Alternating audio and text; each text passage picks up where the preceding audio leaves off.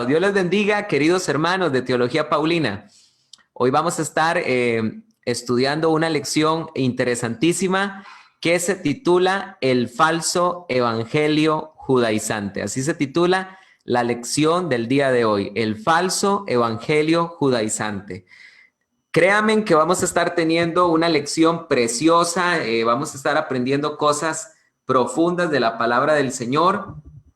Así que de verdad que yo los invito a ustedes para que puedan ir por papel y que puedan ir también por lápiz para que puedan aprender todas las cosas que vamos a estar enseñando el día de hoy. De verdad que la lección de hoy es importantísima. Creo que es una de las lecciones más importantes que hemos compartido en la página porque precisamente vamos a estar hablando de cómo poder identificar el verdadero evangelio de Jesucristo. Este resulta un tema bastante importante porque solo el verdadero evangelio de Jesucristo es el que es poder de Dios para salvación. Así de sencillo. Solo el verdadero evangelio de Dios es poder de Dios para salvación. Cuando una persona cree en un evangelio que no predicaron los apóstoles, esa persona se metió en un grave problema, porque si una persona cree en un evangelio que no fue el que predicó Pablo y fue el que predicaron los 12 y fueron los que y es el que está registrado en los evangelios, entonces simplemente esa persona vana su fe, porque el poder de la fe está en la persona que se deposite. ¿A qué me refiero con esto? No es lo mismo tener fe en el Jesús bíblico, que es el Jesús verdadero, a un Jesús que yo me invente. Yo me puedo inventar un Jesús a mi medida, un Jesús yo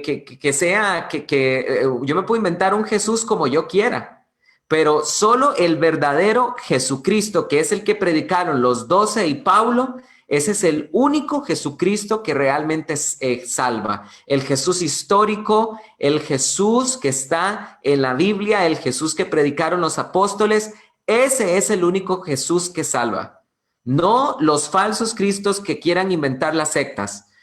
Por eso es que es muy importante que nosotros definamos cómo aprender a identificar el verdadero evangelio. ¿Qué vamos a estar haciendo hoy? Hoy vamos a estar estudiando un texto de literatura judaizante. Aquí yo les voy a estar compartiendo un texto de literatura judaizante. Ahorita les voy a escribir describir cómo fue que me llegó este escrito a mis manos y lo voy a analizar por completo. Quiero comentarles cómo es que llegó a mí este escrito. Hace unos meses, y me reservo el nombre porque mi lucha no es contra sangre ni carne, sino, como dijo el apóstol Pablo, contra principados, contra potestades, contra gobernadores, contra seres de maldad en las regiones celestes. Pero bueno, hace unos meses tuvimos la triste noticia de que uno de los cantantes más famosos del mundo cristiano, me reservo el nombre de este cantante, pero cuando digo famosos, me estoy refiriendo que está entre los 10 cantantes cristianos más famosos y con más trayectoria del cristianismo, del mundo actual, por supuesto, de este siglo presente.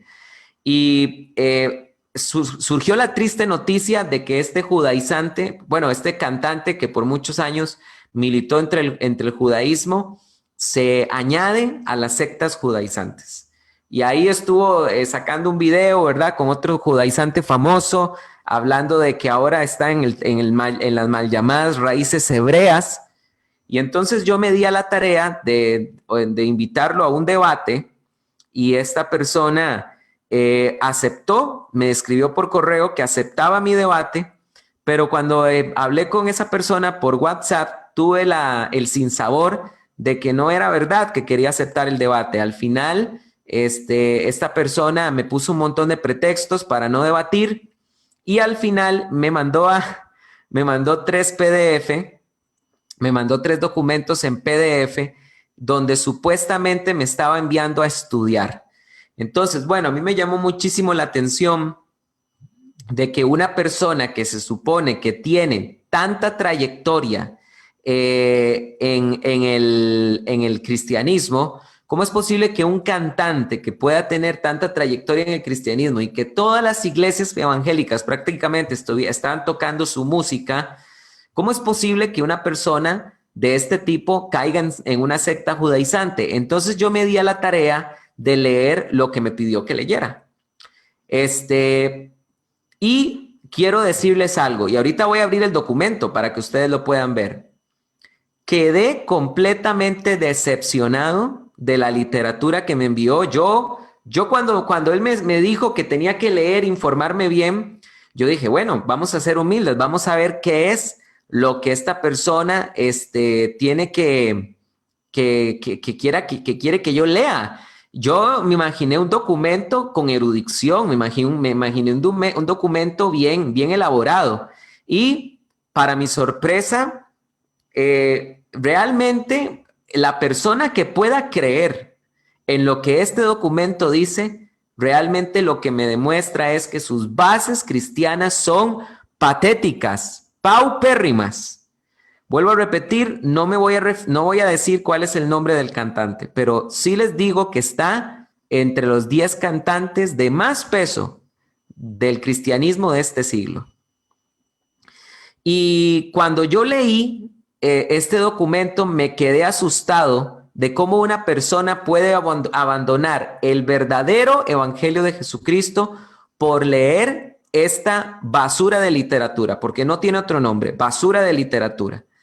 Y yo hoy voy a empezar un análisis de ese documento para que ustedes pongan atención y vean ustedes cómo es, porque este documento circula entre los judaizantes. Cuando una persona cae en una secta judaizante, créanme que este es de los primeros documentos que los mandan a leer. Y con esa información les lavan la cabeza. ¿Cómo es posible que una persona que fue cristiana, entre comillas, por muchos años, cómo es posible que pueda caer de la gracia para volver a las obras, para caer en las obras de la ley? ¿Cómo es posible que una persona cristiana que se supone que ha sido usada por Dios para impactar a prácticamente toda la iglesia de Latinoamérica pueda leer semejante basura de literatura y creer que eso tiene razón? Ustedes se van a dar cuenta de lo patético que es esta lectura. Así que voy a compartirla sin más preámbulo. Bien, el documento que esa persona me envió, les vuelvo a decir, me reservo el nombre de esa persona, es de este autor, y el documento se llama ¿Qué es el Evangelio? Y con este documento es de lo primerito que le lavan la cabeza en las iglesias a las personas para que crean. Vuelvo a repetir, aquí está el autor y este es el autor, este es el título del documento y precisamente este es de los primeros documentos que le dan a las personas para que caigan en una secta judaizante. Tengo que decir lo siguiente, queridos hermanos. Vamos a estudiar con profundidad este documento y voy a demostrar cómo es que este documento le lava la cabeza a las personas y voy a demostrar cómo es que las personas que leen esta basura de literatura les lavan el cerebro para atentar contra el verdadero evangelio de Jesucristo. La lección de hoy es muy importante porque estamos estudiando qué es lo que le entregan a los judaizantes, porque vamos a aclarar algo, los judaizantes no ganan almas, los judaizantes no van por la prostituta, ni por el encarcelado, ni por el que está en el mundo, no, los judaizantes lo único que saben hacer es agarrar personas de las iglesias pentecostales, que son las iglesias, la amada iglesia pentecostal, que la amamos con todo nuestro corazón, pero la verdad es que las iglesias pentecostales son las que menos estudian sistemáticamente la palabra de Dios, los agarran con este tipo de literatura, los sacan de la iglesia para meterlos en una secta. y les lavan el coco de tal manera que después hacerles recapacitar del error es casi, bueno, esto solo realmente el Espíritu Santo lo puede hacer. Entonces, vean ustedes lo que dice el documento. Vamos a comenzar. Yo aquí tengo apuntadas las páginas que quiero leerles. Primero que todo, quiero remontarme a la página número 7 para que ustedes puedan ver cómo es que comienza este texto. Vean qué interesante.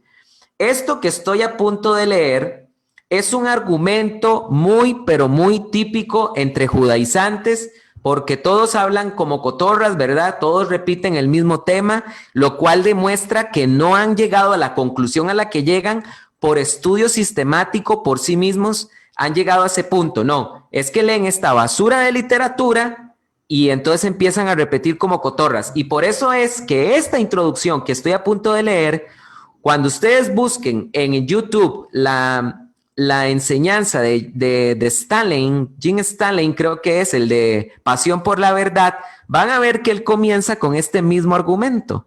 Y lo leo, dice, ¿qué esperanza tenemos en el siglo XXI de entender a qué se refería el apóstol Pablo acerca del evangelio verdadero con más de 40,000 denominaciones cristianas divididas al mismo tiempo diciendo que todas tienen el evangelio verdadero?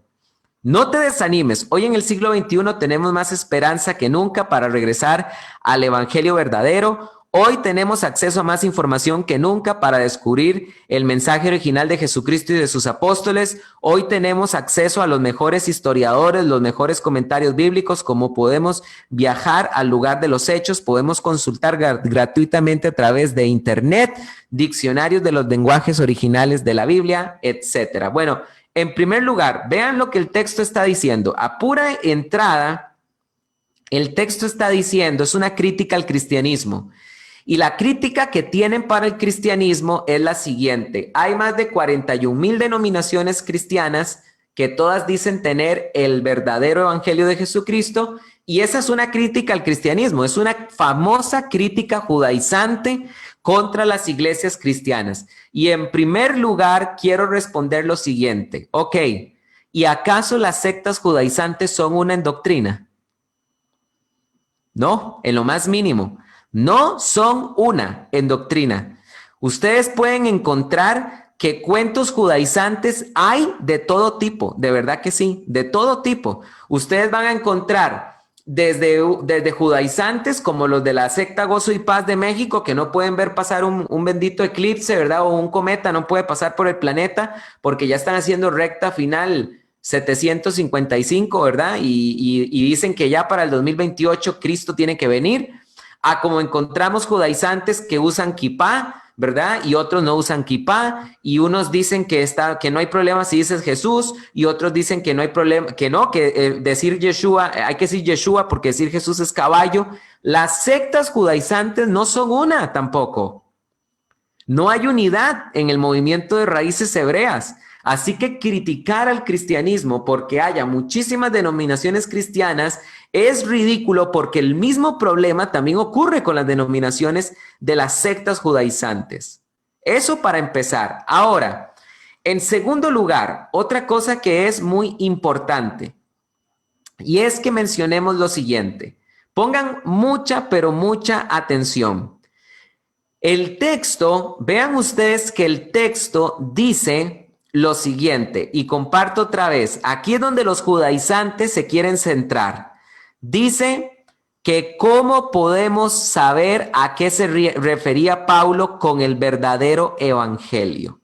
Y entonces estas personas utilizan un famoso pasaje donde Pedro dice, el hermano Pablo os ha escrito muchísimas cosas difíciles de entender. Vayan por favor conmigo a la Biblia, porque es precisamente en la Biblia donde nosotros vamos a profundizar el día de hoy. Vamos a profundizar y vamos a darle un golazo a las sectas judaizantes el día de hoy.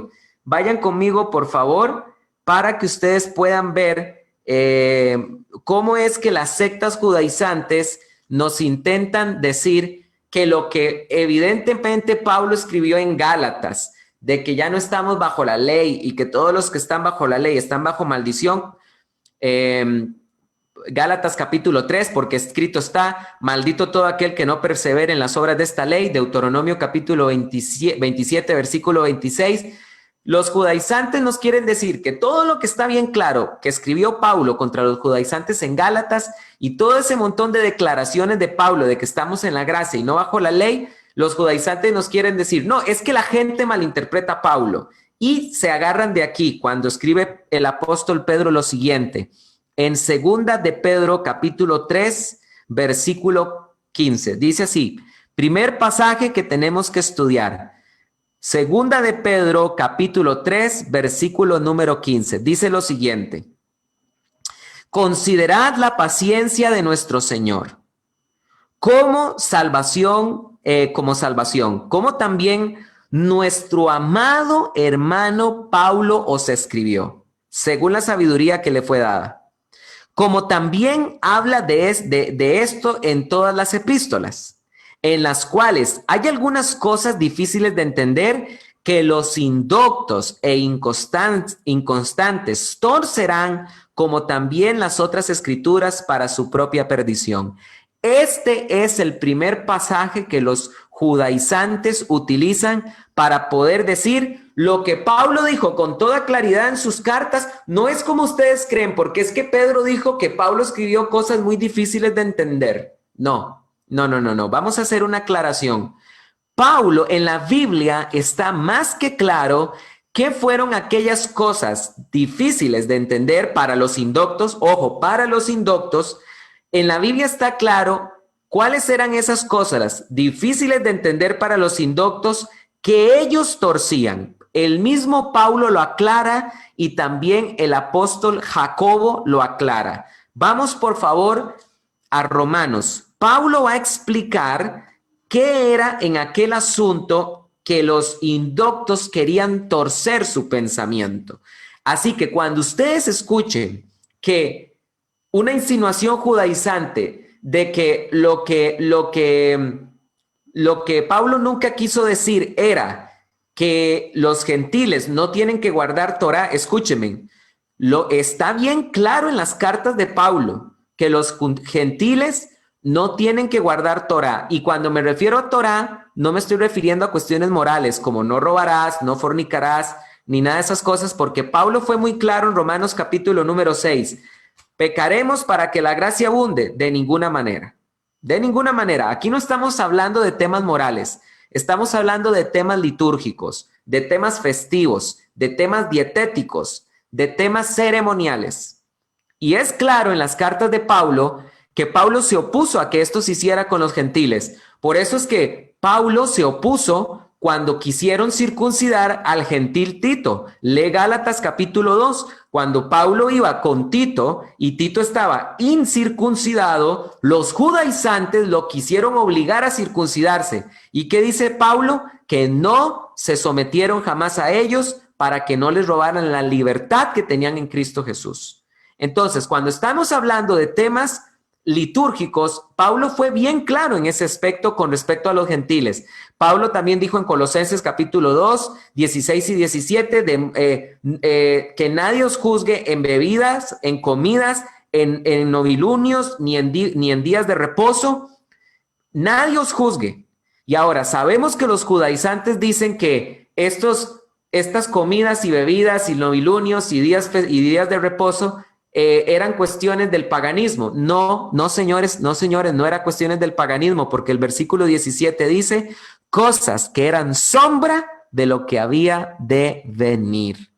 Entonces, las cuestiones paganas jamás pueden ser una sombra de lo que había de venir, pero las leyes dietéticas, las festividades de Israel y el Shabbat solamente eran una sombra de lo que había de venir, y ese que había de venir es Jesucristo. Por esa razón, queridos hermanos, es que está más que claro en las cartas de Pablo que Pablo se opuso a todo esto. Pero bueno, vean ustedes, pongan mucha atención, que Pablo explica en qué era en que a él se le cuestionaba con relación a su evangelio. Había gente perversa que torcía el evangelio de Pablo. Romanos capítulo 3, versículo 5, dice lo siguiente: y si nuestra injusticia resalta la justicia de Dios, ¿qué diremos? ¿Será injusto Dios que impone la ira? Hablo como hombre, de ninguna manera. De otro modo, ¿cómo juzgará Dios al mundo? Pero si mi mentira hizo abundar la verdad de Dios para su gloria, ¿por qué también soy yo aún juzgado como pecador? ¿Saben ustedes de qué está hablando Pablo acá? Pablo está hablando acá de que nuestra injusticia exaltó la justicia de Dios y nuestra mentira exaltó la verdad de Dios. Pablo, esta idea que Pablo está aquí desarrollando, es la idea que él después va a desarrollar en Romanos capítulo 5, cuando Pablo dice: de manera que donde abundó el pecado, sobreabundó la gracia. Entonces, la teología que Pablo nos enseñó es la siguiente: cuando hubo abundancia de pecado, Dios demostró tener una mayor riqueza de gracia. Y donde abundó el pecado, abundó la gracia de Dios. Y eso es lo que Pablo nos está enseñando. Pablo nos está enseñando que todo nuestro pecado y toda nuestra infidelidad, Dios la aprovechó para demostrar que Él es justo y que Él es fiel. Pero entonces algunas personas torcieron el pensamiento de Pablo, y Pablo lo dice aquí. ¿Y por qué no decir, como somos calumniados? Vean que Pablo está reconociendo que él ha sido calumniado. Y como algunos cuya condenación es justa afirman que decimos: hagamos cosas malas para que vengan cosas nuevas. Este evangelio de Pablo que nos dice que donde abundó el pecado, sobreabundó la gracia, indoctos y gente sin entendimiento y perversa de corazón torció ese evangelio de la gracia. Y Pablo aclara en Romanos 3:8 que él había sido calumniado porque algunos lo acusaban de afirmar que él estaba enseñando que hiciéramos pecados para que vinieran detrás cosas buenas. Esto es el tema en que a Pablo se le calumniaba, y señores judaizantes, fue a lo que se refirió Pedro cuando dijo: el apóstol Pablo escribió algunas cosas algunas cosas difíciles de entender que los indoctos tuercen. A esto se refería, no a otra cosa. Entonces, queda bien claro ¿a qué se refería Pedro con el tema de que Pablo había escrito cosas difíciles de entender, las cuales los indoctos tuercen? No hay aquí pretexto para decir: es que esas cosas difíciles de entender se está refiriendo Pedro, a aquellos que dicen que Pablo enseñó que no hay que guardar Torá. No, señores, ustedes no tienen cómo demostrar eso. No hay un solo pasaje en donde se diga que eso fue el tema en el que a Pablo se le quería torcer sus palabras. Pablo lo acaba de decir acá. Pablo acaba de decir de que él estaba siendo difamado en este aspecto, y por esa razón es que él en todo Romanos capítulo 6 se defiende de la siguiente manera. Romanos 6:1: ¿qué pues diremos? ¿Permanezcamos en el pecado para que abunde la gracia? Eso era lo que decían los indoctos, los perversos, los que quisieron agarrar el evangelio de la gracia para inmundicia, porque al que es inmundo todas las cosas le son inmundas. Esas personas quisieron decir: Pablo está enseñando que pequemos para que la gracia abunde. Pablo nunca enseñó eso. Por eso él se defiende en Romanos 6. Todo Romanos 6 es una defensa de Pablo contra esta calumnia de Romanos 3:8. ¿Qué pues diremos? ¿Permanezcamos en pecado para que abunde la gracia? De ninguna manera. Porque los que morimos al pecado, ¿cómo viviremos aún en él? ¿O ignoráis que todos los que fuimos bautizados en Cristo Jesús, fuimos bautizados en su muerte? Por tanto, fuimos sepultados juntamente con él para muerte por el bautismo, para que así como Cristo fue resucitado de entre los muertos por la gloria del Padre, así también nosotros andemos en una nueva vida. Porque si hemos sido unidos a él en la semejanza de su muerte, ciertamente también lo seremos en la resurrección. Sabiendo esto, que nuestro viejo hombre fue crucificado con él, a fin de que el cuerpo pecaminoso fuera desactivado para no servir más al pecado, porque el que murió ha sido justificado del pecado. Señores judaizantes que dicen que cuando de nosotros enseñamos que ya no estamos bajo la ley, estamos diciendo que ya podemos adulterar, fornicar, robar, dar falso testimonio.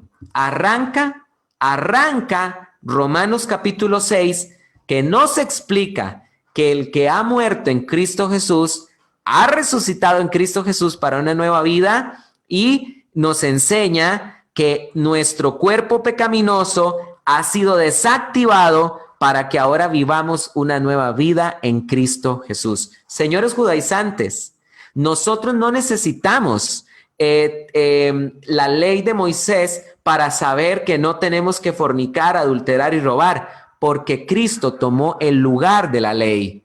Ustedes han escrito ahí y yo he visto en el montón de comentarios que Cristo no vino a abrogar la ley. Amén y amén y amén. Cristo no vino a abrogar la ley. Romanos 5:17. No penséis que he venido a abrogar la ley. Amén, amén y amén.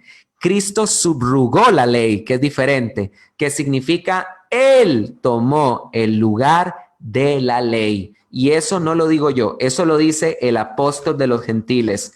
Romanos capítulo número, Gálatas capítulo número 3.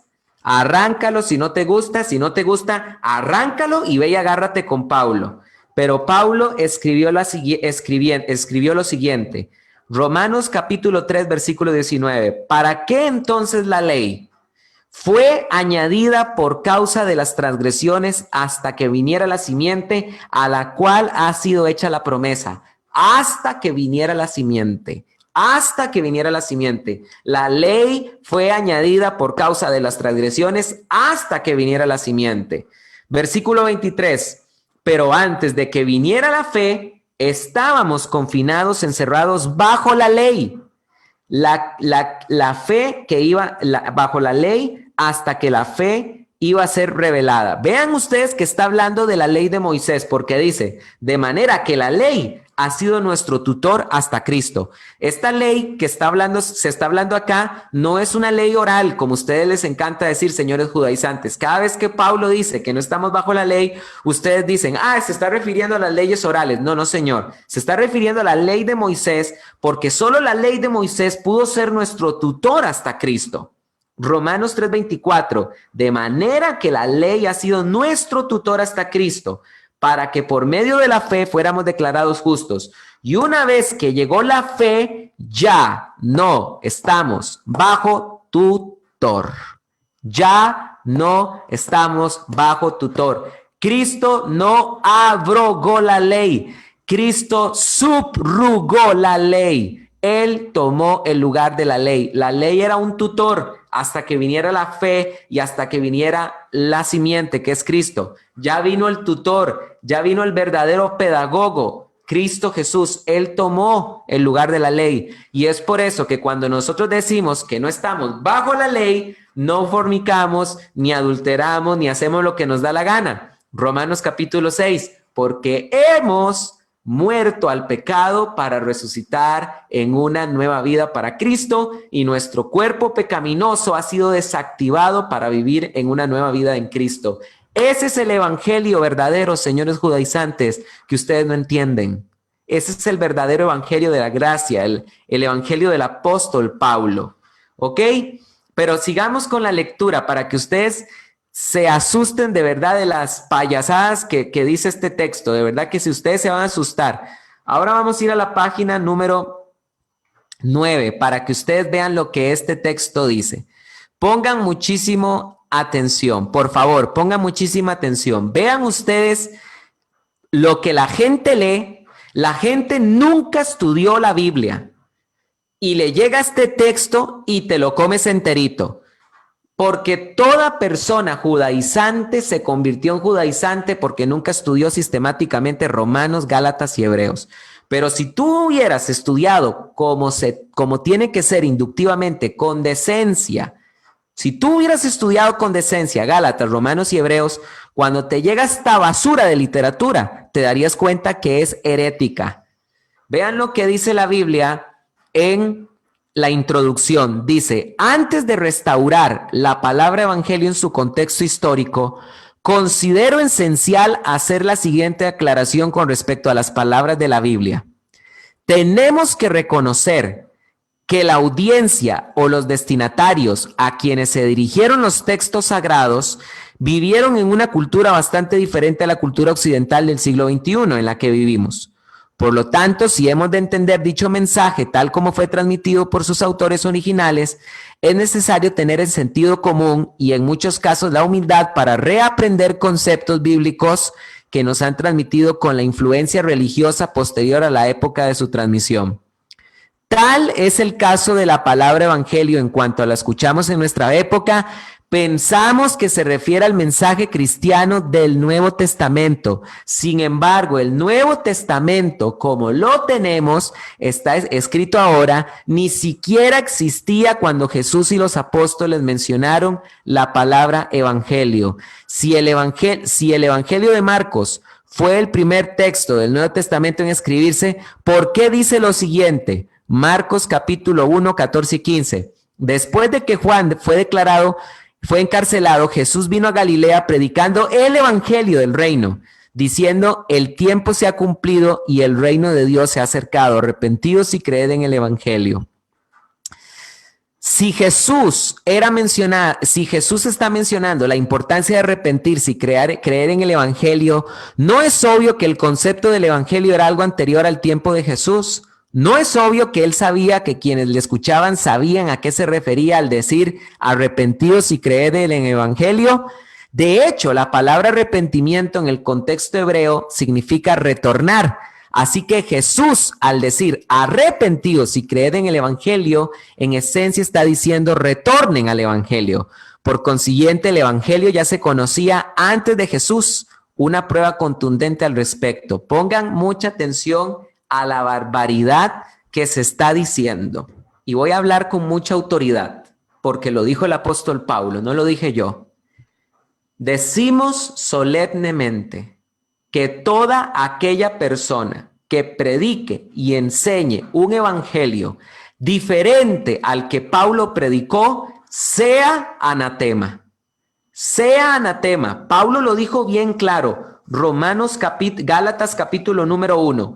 Estoy maravillado de que así tan pronto estéis siendo desviados del que os llamó por gracia a un evangelio diferente. No que haya otros, sino que hay algunos que os inquietan y quieren tergiversar el evangelio de Cristo. Pero si aún nosotros o un ángel del cielo anunciare un evangelio contrario al que os anunciamos, sea anatema. Como antes hemos dicho, también digo ahora, otra vez, por segunda vez, Pablo pronuncia esta maldición. Si alguno os anuncia otro evangelio contrario al que recibisteis, sea anatema. Y escúchenme bien lo que les estoy diciendo. Este texto que acabo de leer acaba de insinuar que el evangelio no es algo del Nuevo Testamento. Acaba de insinuar, porque el texto lo dice muy bien. Les vuelvo a decir lo que dice el texto. El texto dice solapadamente que la palabra evangelio no es la revelación del Nuevo Testamento. Tal es el caso de la palabra evangelio, que cuando la escuchamos en nuestra época, pensamos que es el mensaje cristiano del Nuevo Testamento. Sin embargo, el Nuevo Testamento, como los conocemos, está escrito, como lo tenemos escrito hasta ahora, ni siquiera existía cuando Jesús o los apóstoles mencionaban la palabra evangelio. ¿Saben ustedes qué se está insinuando con esta herejía? Se está insinuando que el evangelio es del Antiguo Testamento, porque ya los judíos sabían que era el evangelio. Porque cuando Jesús mencionó la palabra evangelio, ni siquiera el Nuevo Testamento estaba escrito. ¿Saben qué están haciendo? Están menospreciando el Nuevo Testamento y lo están poniendo debajo del Antiguo, lo están poniendo al Nuevo Testamento debajo del Antiguo. Es decir, de manera muy sutil están poniendo el Antiguo Testamento, el Antiguo Testamento como más importante que el Nuevo. ¿Por qué están haciendo esto? Porque no van a poder armar el verdadero evangelio de Jesucristo con lo que los apóstoles enseñaron. Lo van a tener que armar a pedazos con el antiguo. a pedazos. Y no solo eso, yo también he escuchado, esto es algo típico de los judaizantes, poner el Antiguo Testamento por encima del Nuevo Testamento. El texto ahí lo dice. No debemos pensar que el Nuevo Testamento, el Evangelio, es el mensaje del nuevo pacto, del Nuevo Testamento. Eso lo dice el texto, lo acabo de leer. Por lo tanto, se está insinuando que el verdadero Evangelio de Jesucristo ya estaba en el Antiguo Testamento y que cuando Jesucristo dijo, arrepentíos y creed el Evangelio, todo el mundo, todo Israel entendió porque ya la gente sabía que era el Evangelio desde el Antiguo Testamento. Esto es una herejía por completo. Por supuesto que es una herejía. ¿Y cómo sabemos que es una herejía? Ya casi voy a explicar por qué es una herejía, pero quiero decirles, también he escuchado a los judaizantes decir lo siguiente, que el Nuevo Testamento es menos importante que el Antiguo, porque cuando Pablo escribió en 2 de Timoteo, capítulo 3, toda la escritura es inspirada por Dios. He escuchado a los judaizantes decir esto, y a muchísimos, y todos lo repiten como loras y cotorras. Los he escuchado decir que el Antiguo Testamento es más importante que el Nuevo, porque cuando Pablo dijo toda la escritura es inspirada por el Espíritu Santo, 2 de Timoteo 3:16, ya no estaba escrito todo el Nuevo Testamento en este momento. Entonces, cuando Pablo dijo toda la escritura, se refería al Antiguo. Eso he escuchado decir. Bueno, de verdad que este argumento es grosero, ¿verdad? Y es una ignorancia grosera, porque cuando Pablo escribió 2 de Timoteo, Pablo lo escribió antes de morir. 2 de Timoteo fue escrito en el año 67 después de Cristo.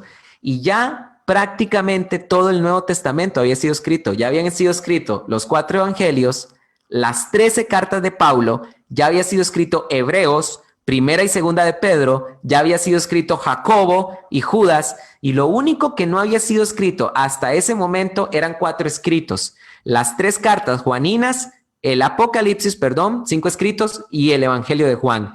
Eran los 5 documentos que aún no habían sido escritos de parte del Nuevo Testamento, pero ya el Nuevo Testamento, por lo menos en un 80% había sido escrito. Pero déjenme decirles por qué esta argumento es pobre, porque si yo pienso de esa manera, entonces también podría decir lo siguiente: si yo uso ese pensamiento, lo podría aplicar a cuando el Salmo 119 dice, la suma de tu palabra es la verdad. Y cuando David dijo, la suma de su palabra era verdad, no estaba escrito todavía todo el Antiguo Testamento.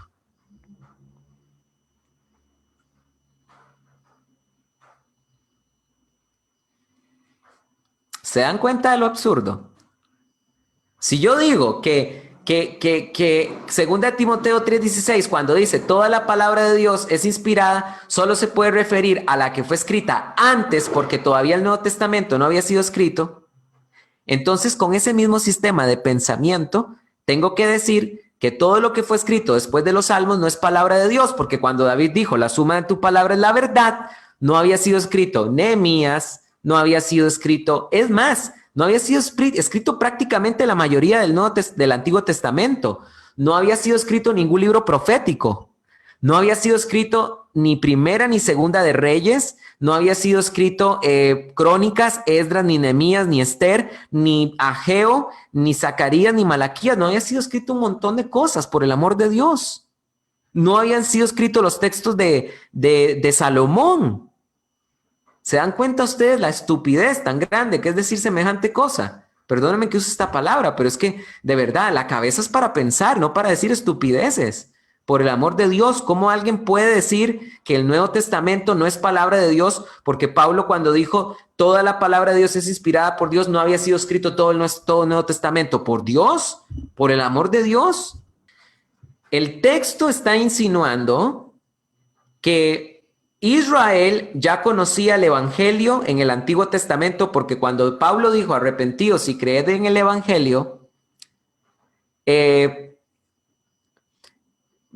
Jesús dijo arrepentíos y creed en el Evangelio, es porque se supone que la gente ya sabe cuál es el Evangelio. Eso es lo que dice el texto.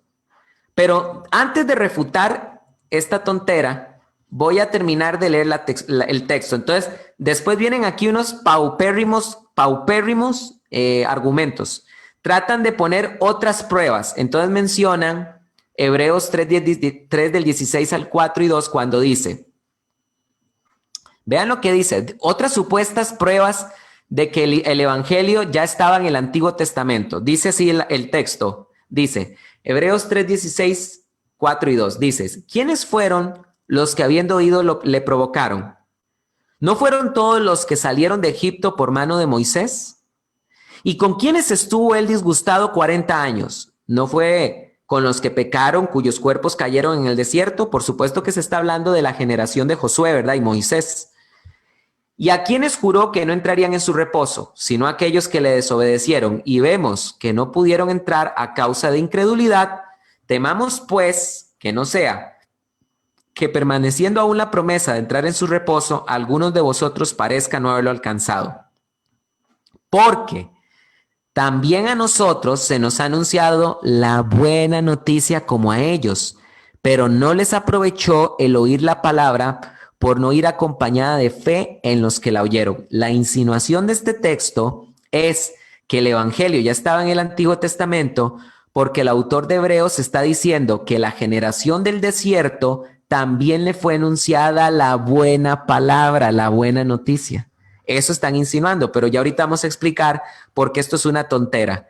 Vuelven a mencionar, luego mencionan, ahora Primera de Pedro 1, 23 y 25, mencionan, siendo renacidos no de simiente corruptible, sino de incorruptible por la palabra de Dios que vive y permanece para siempre, porque toda carne es como hierba, y toda la gloria del hombre como flor de hierba. La hierba se seca y la flor se cae, mas la palabra del Señor permanece para siempre. Y esta palabra que por el evangelio, y esta es la palabra que por el evangelio os es anunciada. Obviamente, el autor de Primera de Pedro, Pedro está citando el libro de Isaías, como después se va a indicar aquí, Pedro citó el libro de Isaías, pero lo que se intenta insinuar es que Pedro está diciendo que se está anunciando por esa palabra, esa palabra está siendo anunciada por el evangelio. Entonces, ¿qué es lo que se está queriendo insinuar? Que ya el evangelio estaba predicado en el Antiguo Testamento. Bien, vamos a ver y a demostrar por qué esto es una completa herejía. Escúchenme bien y se los voy a decir de manera tajante.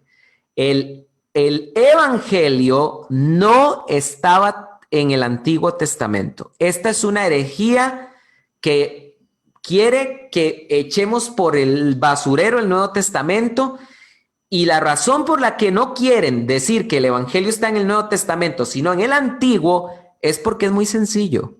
Cuando los apóstoles predicaron el evangelio, no predicaron este falso evangelio judaizante que está armado a pedazos. Por eso se necesita desacreditar el Nuevo Testamento e insinuar que el Nuevo Testamento, que el evangelio estaba en el Antiguo Testamento. ¿Y saben ustedes cuál es ese evangelio judaizante?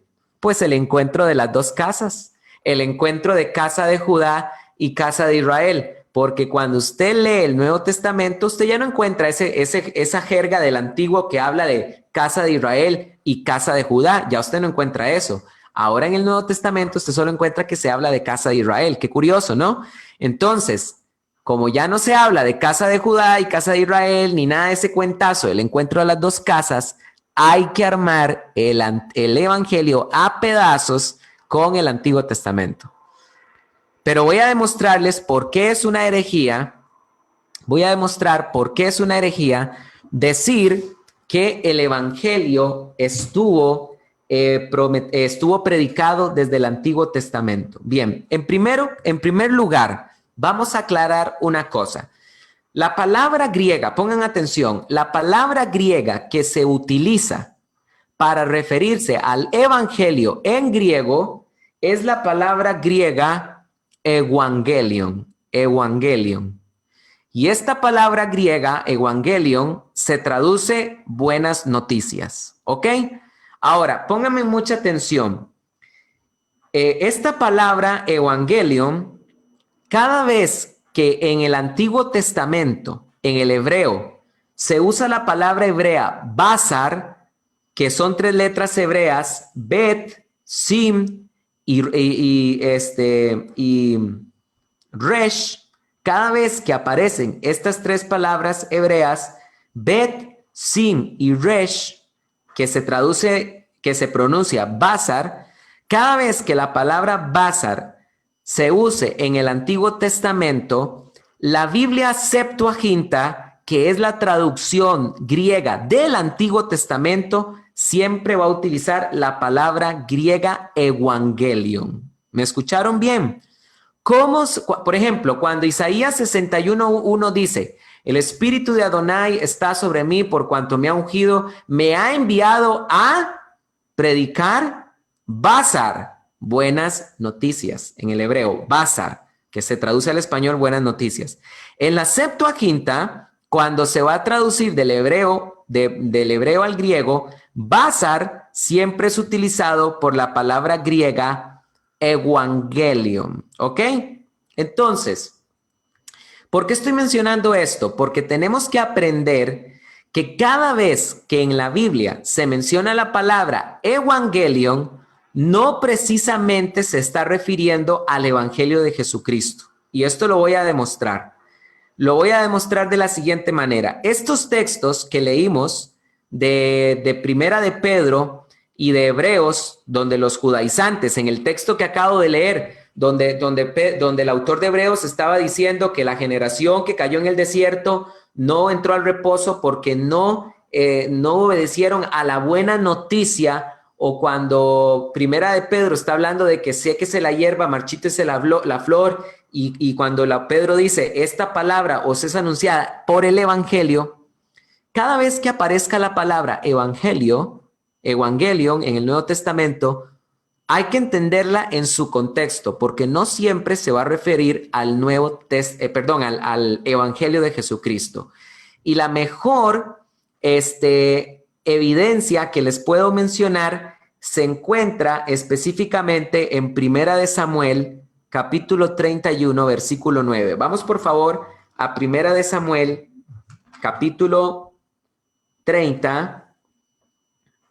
Primera de Samuel, capítulo 31, versículo 9. Primera de Samuel, capítulo 31, versículo 9. Vean ustedes que muchas veces vamos a encontrar el uso que se le va a dar a la palabra evangelion simplemente va a ser una buena noticia. A veces no tiene nada que ver a veces con el evangelio de Cristo. Se entiende su contexto. Por ejemplo, en Primera de Samuel, capítulo 31, versículo 9, se está hablando de la muerte del rey Saúl.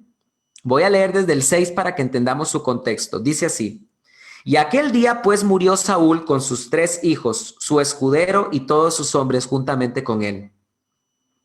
Y cuando los hombres de Israel que estaban a lo largo del valle en el Jordán vieron que los hijos de Israel habían huido y que Saúl y sus hijos habían muerto, abandonaron las ciudades y huyeron. Entonces fueron los filisteos y habitaron en ellas. Y al día siguiente aconteció que los filisteos fueron a despojar a los muertos y hallaron a Saúl y a sus 3 hijos tendidos en el monte Gilboa. Y le cortaron su cabeza y lo despojaron de sus armas y enviaron a proclamar basar en el hebreo. Y la Biblia Septuaginta traduce evangelion. Y fueron a proclamar la buena noticia por toda la tierra de los filisteos y en el templo de sus ídolos y entre su pueblo. Aquí tenemos un ejemplo de que se le llamó evangelion, basar, buenas noticias, a el anuncio de que había sido muerto el rey de Israel, Saúl. Esto quiere decir que cada vez que aparezca la palabra evangelio, se necesita comprender su contexto. Por eso es que esta payasada que leímos en este texto judaizante, que dice que que la generación del desierto no entró en el reposo porque no escuchó la buena noticia, no se está refiriendo al evangelio de Jesucristo. simplemente se estaba refiriendo a la buena noticia de que Dios le estaba prometiendo a Israel salir de la esclavitud de Egipto para entrar al reposo de Canaán. Esa era la buena noticia, ese era el evangelio. Pero no se estaba refiriendo al evangelio de Jesucristo. Y cuando en primera de Pedro cita a Isaías de séquese la hierba, séquese la flor, y cuando al final Pedro termina diciendo, esta buena noticia os es predicada por el evangelio, no se está insinuando que en el Antiguo Testamento estuviera predicado el evangelio de Jesucristo, sino que esa buena noticia de que la palabra de Dios permanece para siempre está siendo predicada en el evangelio. Eso es lo que se está diciendo. Por ejemplo, cuando Jonás fue a predicar el arrepentimiento a Nínive, Jonás predicó un evangelio, una buena noticia. Dios los está llamando al arrepentimiento y si ustedes se arrepienten, Dios promete no destruir la ciudad. Era un evangelio, pero no era el evangelio de Jesucristo.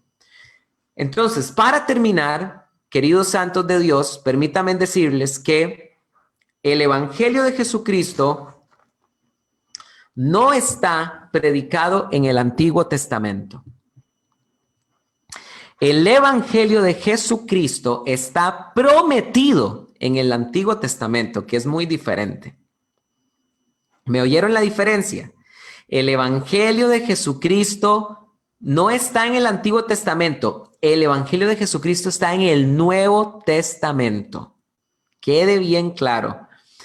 El evangelio está prometido en el Antiguo Testamento, pero es el Nuevo Testamento el que expone, explica y predica el evangelio. La explicación y de qué trata el evangelio está en el Nuevo Testamento. En el Antiguo solamente estuvo prometido. Y eso no lo digo yo, eso lo dice Pablo, señores judaizantes. Vayan y agárrense con Pablo. Vayan y agárrense con Pablo. O tuerzan sus palabras, como dijo bien Pedro. Los indoctos tuercen las palabras de Pablo. Pero Pablo dijo con toda claridad, vean lo que Pablo dijo en Romanos 1:2. Vamos a leer Romanos 1:1 y 2. Esto a los judaizantes les duele de que haya que reconocer que el Nuevo Testamento está que el Evangelio está en el Nuevo Testamento. Y no lo quieren reconocer porque el Nuevo Testamento presenta el Evangelio de Jesucristo, no el Evangelio del encuentro de las dos casas. Por eso es que ustedes, señores judaizantes, quieren desprestigiar el Nuevo Testamento, pero qué lástima porque gracias a Dios está Pablo y Pablo escribió muy claro. Vean lo que dice Pablo en Romanos 1:1. Pablo, esclavo de Cristo Jesús, llamado a ser un apóstol, apartado para el evangelio de Dios, por medio de sus profetas, en el cual se prometió de antemano por medio de sus profetas en las Sagradas Escrituras. El evangelio estaba prometido en el Antiguo Testamento. Pablo lo acaba de decir. Él es apóstol, apartado de Dios para el evangelio de Dios que estaba prometido de antemano en las Sagradas Escrituras, es decir, en el Antiguo Testamento.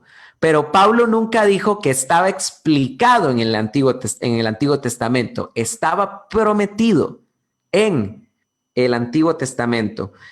¿Dónde estaba el evangelio prometido en el Antiguo Testamento? Isaías 1:1, el Espíritu de Adonai está sobre mí, por cuanto me ha ungido y me ha enviado a proclamar Basar, buenas noticias, Evangelion.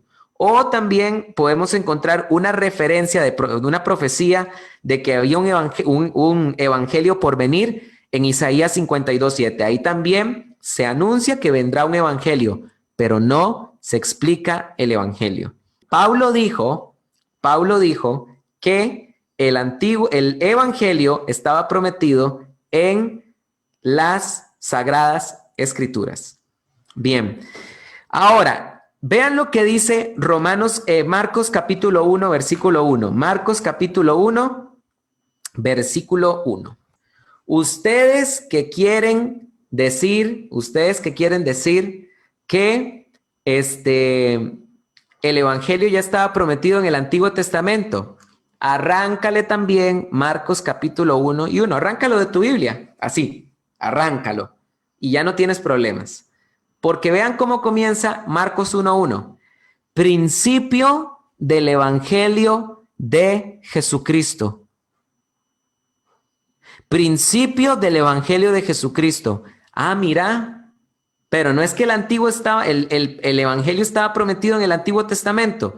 Entonces, ¿cómo es que Marcos dice que este es el principio del evangelio de Jesucristo? ¿Saben por qué el evangelio comienza en el Nuevo Testamento? Porque es en el Nuevo Testamento donde se revela la persona de Cristo Jesús. Es verdad que en el Antiguo Testamento Cristo es el ángel de Yahvé. Él aparece como una sombra en el Antiguo Testamento. Pero ¿qué dice Juan 1:14? Y el verbo tabernaculizó entre nosotros y habitó entre nosotros y estaba lleno de gracia y de verdad. Es hasta que aparece Jesucristo y Jesucristo comienza a predicar cuando se empieza a predicar por primera vez ese evangelio de Cristo, ese evangelio de Dios que estaba prometido en el Antiguo Testamento. No estaba explicado, estaba prometido. Por eso es que cuando Marcos escribe por primera vez, es el primero en escribir la historia de Jesús, por eso es que él dice, este es el principio del evangelio de Jesucristo. Pero no crean ustedes que estos son los únicos pasajes que dicen esto. También Hebreos nos deja claro que el evangelio comenzó con Jesucristo, por la predicación de Jesucristo. No estaba en el Antiguo Testamento. Y si no te gusta, señor judaizante, agarra también Romanos, así mira, vea, así agarra Hebreos 2 y haga esto y arránquelo. Y no hay problema, ¿ok? Porque vean lo que dice ahora el autor de Hebreos. Por lo cual debemos dar más solícita atención a las cosas que fueron oídas, no sea que andemos a la deriva. ¿Cuáles fueron las cosas que fueron oídas? Pues toda la predicación de Jesucristo. Porque si la palabra hablada por medio de ángeles fue firme y toda transgresión y desobediencia recibió justa retribución, ¿cuál fue la palabra hablada por medio de ángeles donde toda desobediencia y transgresión recibió justa retribución? El Antiguo Testamento. El Antiguo Testamento fue dado por medio de ángeles a través de Moisés y a través de los profetas, y toda desobediencia y transgresión fue castigada. Pero ahora se nos han hablado nuevas cosas, es lo que está diciendo el autor de Hebreos. Versículo 3. ¿Cómo escaparemos nosotros, el autor de Hebreos incluye, teniendo en poco una salvación tan grande, la cual comenzando a ser proclamada por el Señor? ¿Qué quieren que les diga? ¿Qué más puedo decir? Aquí está diciendo cómo podemos escapar teniendo en tan poco una salvación tan grande que ha comenzado a ser proclamada por el Señor y nos fue confirmada por los que oyeron. ¿Saben ustedes una cosa? El autor de Hebreos es un personaje que no conoció a Jesús. Es un personaje de segunda generación. Por eso es que es muy probable que sea Pablo, porque Pablo no estuvo con los 12. Pablo no estuvo en los casi 3 años de ministerio de Jesús, sino que él dice que no podemos ignorar esa salvación tan grande que ha sido proclamada y que comenzó a ser proclamada por el Señor y ha sido confirmada por los que lo oyeron. ¿Quiénes fueron los que la confirmaron y la oyeron? Los apóstoles. Los apóstoles. ¿No dijo acaso el apóstol Juan, no dijo el apóstol Juan lo siguiente? Lo que era desde un principio, lo que hemos oído, lo que hemos visto con nuestros ojos, lo que hemos contemplado y palparon nuestras manos acerca del verbo de vida, porque la vida fue manifestada y la hemos visto y damos testimonio y os anunciamos la vida eterna, la cual estaba ante el Padre y nos fue manifestada. Lo que hemos visto y oído y anunciamos, para que también vosotros tengáis comunión con nosotros, y nuestra comunión verdaderamente es con el Padre y con su Hijo Jesucristo. Y estas cosas os escribimos para que nuestro gozo sea completo. El Evangelio fue predicado por Jesucristo por primera vez, trata acerca de Jesucristo y fue confirmado por los apóstoles. No estaba predicado en el Antiguo Testamento. Y por último, ya para terminar, señores judaizantes, bueno, ¿y qué decir de Hebreos capítulo 1, versículo 1, que dice lo siguiente? Habiendo Dios hablado en el tiempo antiguo muchas veces y de muchas maneras a los padres por los profetas, habiendo Dios hablado en el pasado muchas veces y de muchas maneras a los padres por los profetas, ¿a qué se está refiriendo? Al Antiguo Testamento. En estos postreros días nos habló por medio del Hijo, a quien constituyó heredero de todas las cosas y por el cual hizo también los siglos. En estos postreros días nos habló a través del Hijo, y todo lo que sabemos del Hijo es lo que escribió los apóstoles. Dios en estos postreros días nos habló a través del Hijo. Señores judaizantes que quieren insinuar que el Antiguo Testamento es superior al Nuevo Testamento, no, señor, es al revés.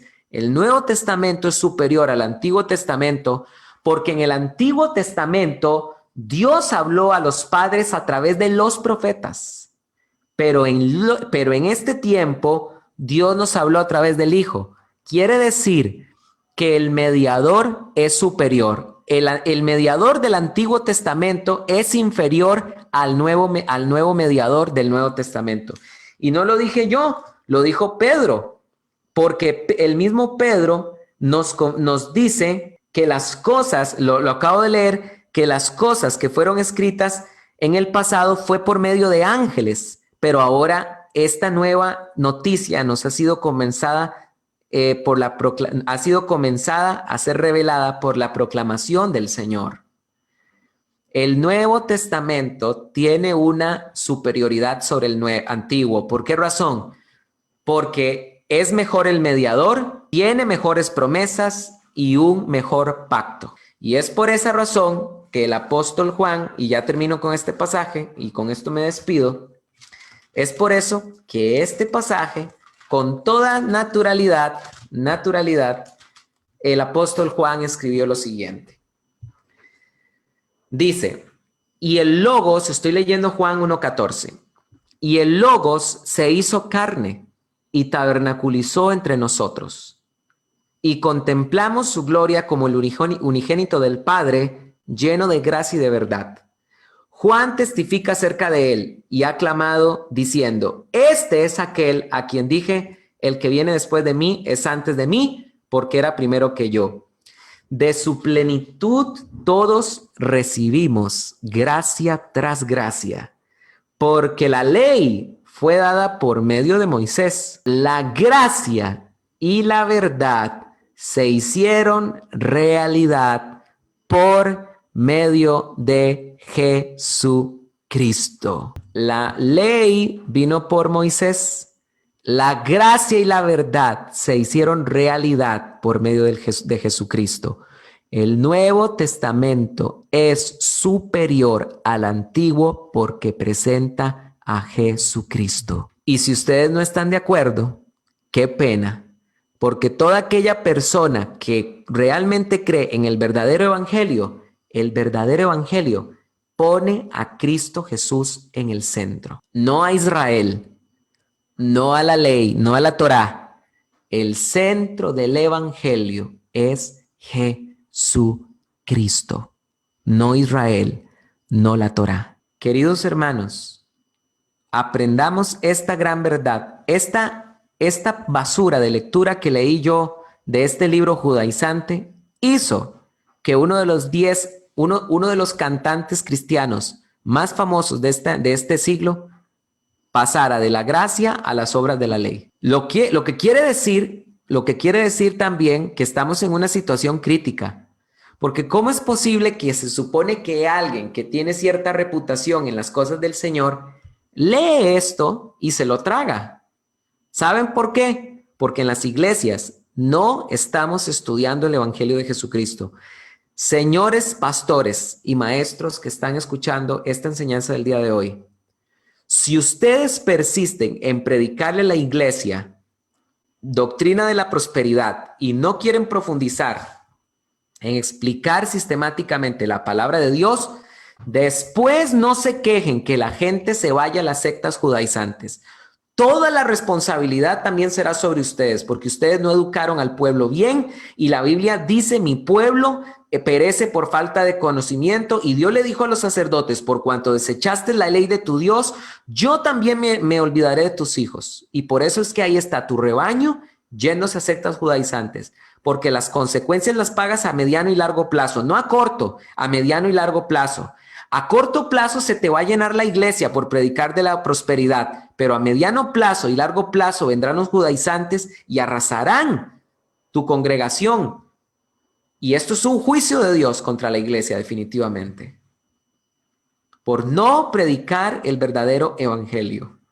El evangelio es cristocéntrico, el evangelio es de la gracia y el evangelio está explicado en el Nuevo Testamento. Cierro con esas tres características del evangelio. El evangelio es cristocéntrico, el evangelio es de la gracia y el evangelio está en el Nuevo Testamento. Lo digo una vez más para que se lo aprendan de memoria. El evangelio es cristocéntrico, el evangelio es de la gracia y el evangelio está explicado en el Nuevo Testamento por los apóstoles. Queridos hermanos, espero que haya sido de mucha bendición esta enseñanza del día de hoy. Gracias por seguir Teología Paulina y seguiremos enseñando fuerte contra las sectas judaizantes. Que Dios los bendiga y que tengan mucha, pero mucha paz. Que Dios los bendiga.